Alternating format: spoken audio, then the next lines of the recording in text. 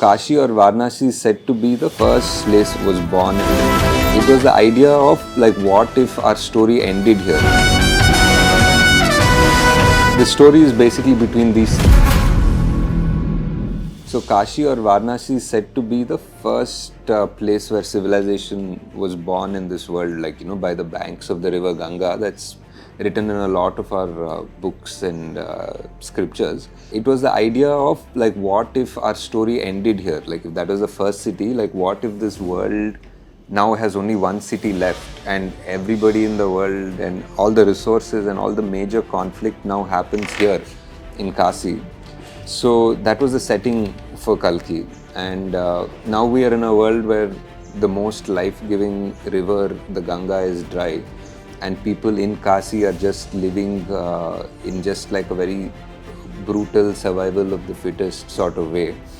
And above them towers the complex. Like maybe you guys have seen in the trailer or something, like this massive mega city sort of structure, like an inverted pyramid that is a kilometer into the sky.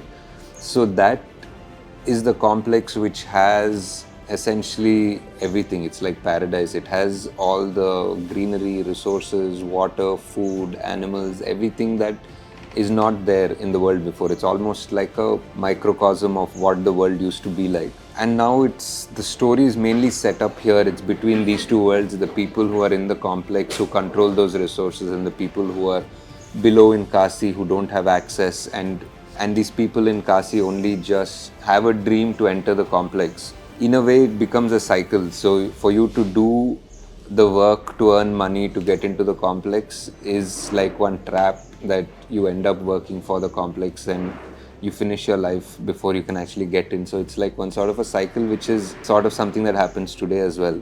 Apart from these two worlds, there's also a third world which we call Shambhala. Shambhala is something that we hear in many cultures, like even in Tibetan culture, it's called Shangri-La, and every culture has a name which is a mystical land which is hidden from the world, and that's where some people say advanced being, some people say the avatar, some people say many things, like how the name Shambhala itself is very connected to the myth of Kalki, to the legend of Kalki, because it's said that this is where the final avatar will come. That is the most powerful and that is the most familiar thing about the Kalki story. So these are our three worlds, and each of these worlds have a design or a thought process behind it. The complex people and the weapons and their vehicles are designed in a certain way because of what they have. People in Kasi are designed a certain way because of what they have. The world, there's money which is units, and they are bounty hunters who need these units to get their job done or to finish their aspiration to want to go into the complex. And there's this third world which is Shambhala, which is essentially the refuge. It's like a massive refugee camp in a way, like for all the religions and all the cultures that have been hunted down in this world by the complex. So they all needed a place to hide. The people in Shambhala are part refugees, part rebels, part the resistance who are fighting the complex.